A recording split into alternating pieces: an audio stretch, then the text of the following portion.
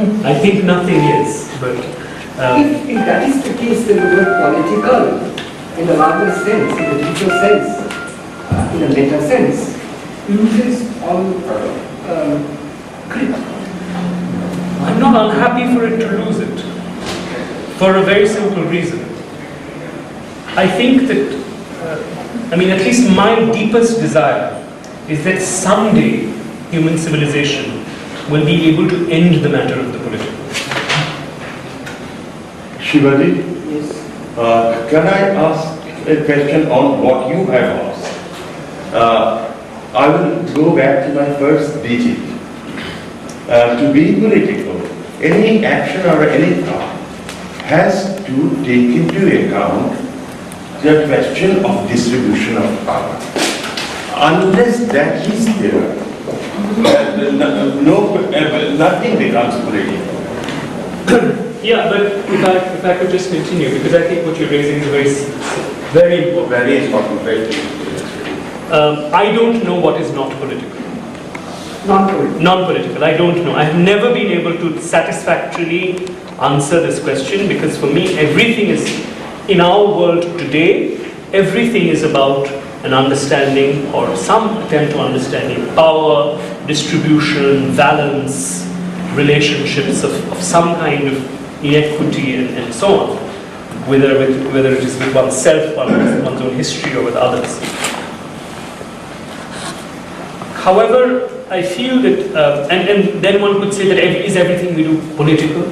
That is an equally meaningless, I think, statement, as you rightly pointed out. I think it's a question of what is the direction in which we want it to go. What's our desire? I'm looking at it in this way, in my provisional answer to you. What is my desire for my work? Where do I want it to be, right?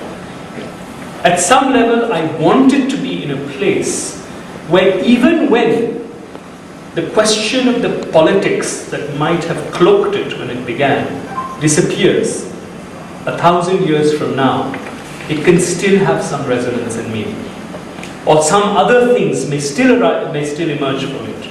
When the dross of the political, or the dross of the political of my time has fallen away. So which means it has an utopic dimension. Grand utopian.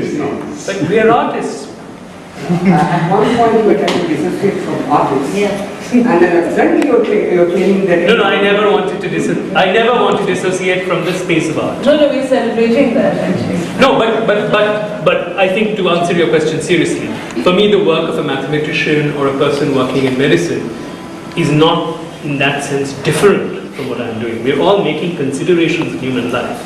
And if our work, I'm a very old-fashioned Hegelian in the sense that when Hegel says that we hope that there will be an end to us. One day we will, the question of asking what is art and what is not art will not be a necessary question to ask. So are you drawing any kind of, is there in your mind any distinction between questions of philosophy, these questions, are they philosophical or political? They are very deep questions that you're positioning. They sound to me like questioning absolute deep meaning.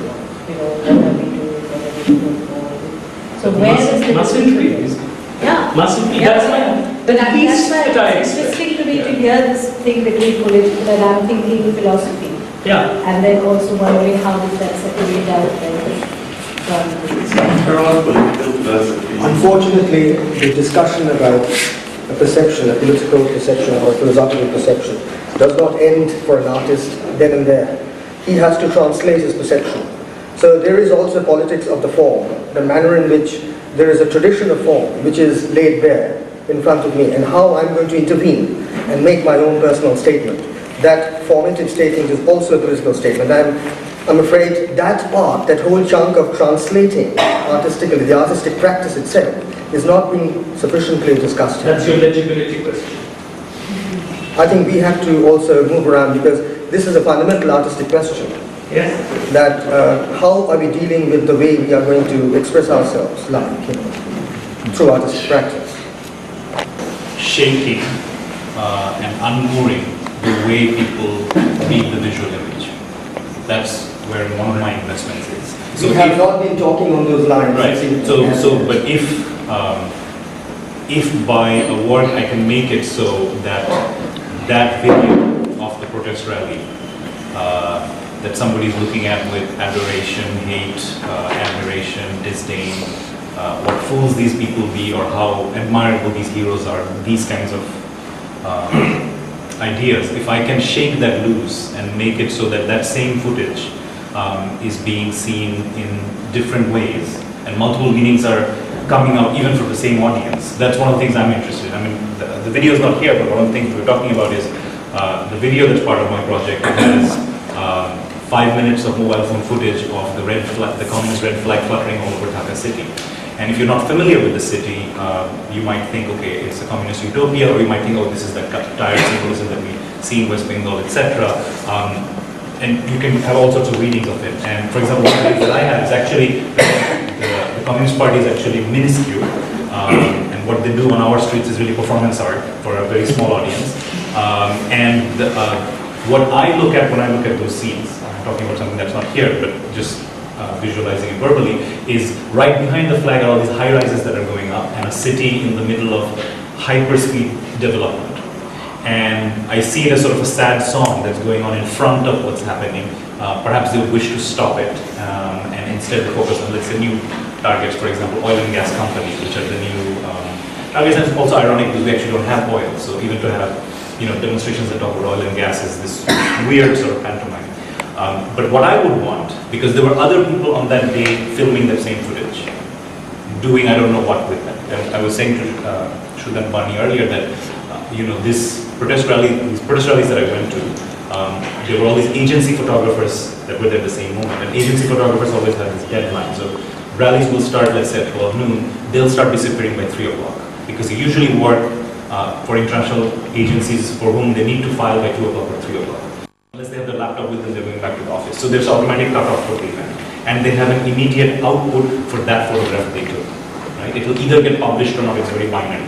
Success or failure. Okay, if it didn't happen, put this aside. Maybe I'll submit it 6 months from now for National Geographic all rules competition. But otherwise, this moment is done. That same photograph that I took, I'm then sitting with for months and months and then coming out somewhere else in another format. So what I would want is the way that image, that political moment, how it's being read, can be shattered, but not necessarily in the sense that what you see is not what it is, something else, but lots of different meanings coming out. So the ways of reading, ways of hearing, ways of making, because everyone has a camera now in some form or another. In any moment now that I go and document, let's say, if it's an event or a reenactment or whatever, there's usually all these other cameras, and we have this. In Dhaka, we have this exercise wherever you're photographing something and you see all these other cameramen, you move aside because you don't want them in there, right? Because they destroy the illusion of you being the only person there. And I started really going to these things and starting photographing the photographers. Because I wanted to just sort of start to make everything really messy. And that's one of my intentions with all these political moments. Or to make it simpler than making it messy, like Jesus Christ would use a grand question for a parable. One can transmute it, let us say, into some kind of a pixelation for, let us say, a children's story or something like that, Grimm's fairy tales or something. The whole thing could be transmuted for the, intellectual consumption, if you will, of other kinds of viewers. That sort of thing. So it depends on how you're going to approach it. So simply use it as a parable or allegory, or make it documentary, whatever.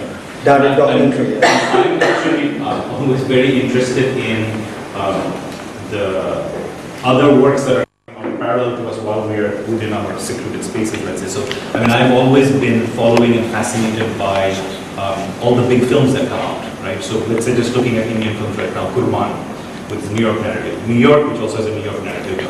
My Name is Khan, all of these things that are coming out that are within that Bollywood format, working with topics that all of us have touched at some point or another, whether it's about security or borders or national identity or hyphenation or passports, but working with it in a very different way. One of the ways that enters my world, let's say, is I follow these films fanatically and then try to introduce that conversation within other spaces that we inhabit.